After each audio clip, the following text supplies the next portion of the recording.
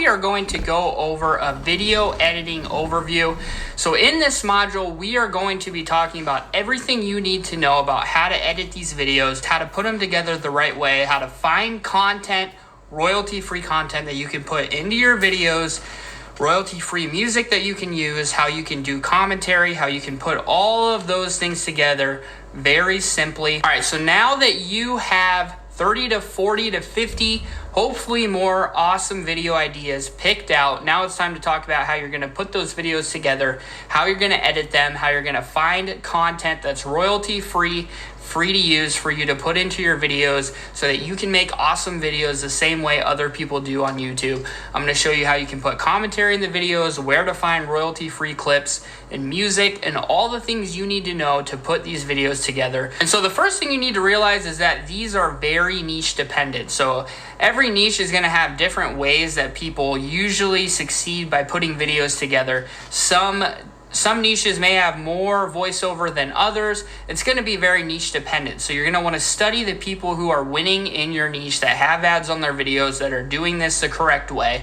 You're going to want to study those channels, subscribe to all of them, study their tags, titles, and thumbnails, of course, and the topics that they're using, but also study the way they're putting their videos together, because it's going to be very niche dependent.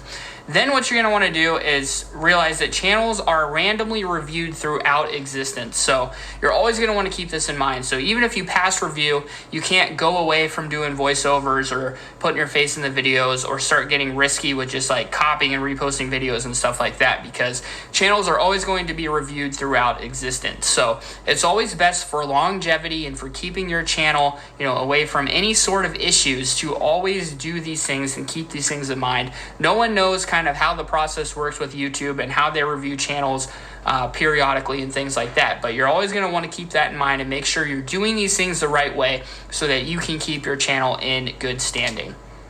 And so if it's not completely obvious that you're making these videos, you're putting them together, you're getting the clips, you're using your voice, your face, all those sort of things, if that's not completely obvious, you need to make sure in the description that you're putting that you own the rights to the content, that you're telling YouTube and the viewers that you have the rights to all the content you're using. A lot of channels actually will link to the clips that they're using as well, so that's something you can do to be ultra safe. And then what you did to add value to the video if it's not already obvious. So think to yourself after the video is made, is this something that everyone is going to be completely aware that I made this video, that it's my video? If they're not, you're going to want to do these things in the description to make sure everyone knows that it's your video, you have the rights to use it, and that what you're doing and what you're doing to the video to make it your own. And so again, if it's not super obvious that these are your videos, you definitely want to have a watermark with your logo somewhere in the video, which we're going to go over how you do that. It's not something you have to do if it's completely obvious that it's your video, but if it's not, then that might be something you want to think about. And so, like I said, you're going to want to add your face and voice to the videos if at all possible. That's the best way that you're going to keep your YouTube channel in good standing. So if you're staying away from violence and cussing and all of those things that the companies putting ads on your videos would not like, if you're staying away from those things, you're going to be good. And if you're adding your face and your voice in, you're making it obvious to YouTube that it's your content and that you are the personality, or there is a personality behind the channel that you're outsourcing, which we're going to talk about outsourcing later. So if you can't add a face or a voice in, but you could write a script for it or something like that, then you can have somebody outsource the voice part. No issue at all there. And that's going to keep your channel safe from any issues in the future, so you can build an actual long-term sustainable income with the channel.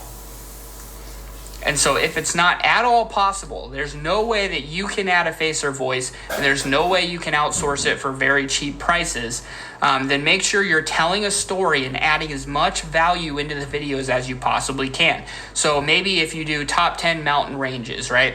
You want to convert that into, so you want to take these mountain ranges, convert it into a story, right? Where you're putting in text of top 10, but then also adding in statistical facts and information about the mountains through text. That's another way that you can do it. Some people use speech to text software. I don't really recommend that unless it's extremely realistic sounding, because A lot of times people will drop off and not watch the video if it's speech to text because they hate those voices.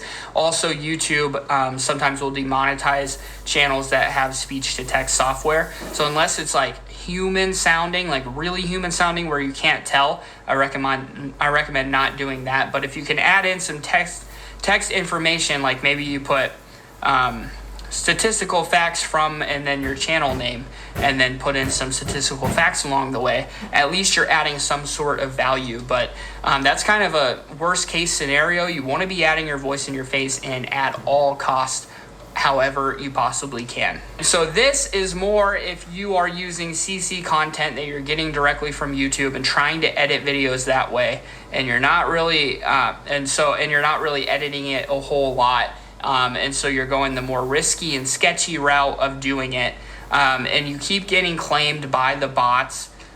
Study what other channels in your niche are doing differently to not get hit by those bots, and maybe you can learn a little bit of something about how maybe you can go about it a different way. So for a majority of you who are doing normal channels where you're going to put your voice and face in it, this probably will not be a problem, especially if you're getting clips from the royalty-free places that I'm going to show you about later.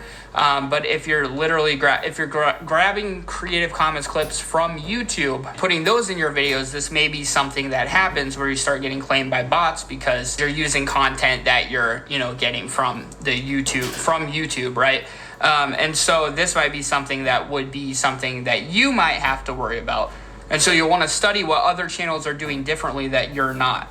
And if you continue to get claims with a certain video, then what you want to do is, just give up on that video. There's tons of other videos out there on YouTube that you can use and try to edit and things like that.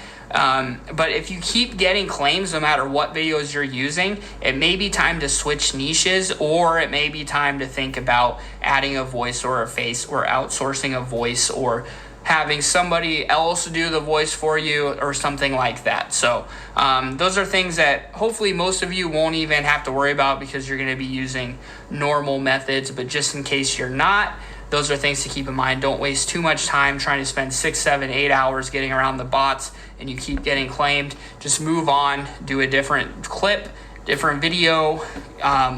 And if it keeps on happening, there's some niches that are just better guarded by bots than others, so you might want to switch to a different niche. Again, not something a majority of you will have to worry about, but just in case some of you guys are using more risky methods.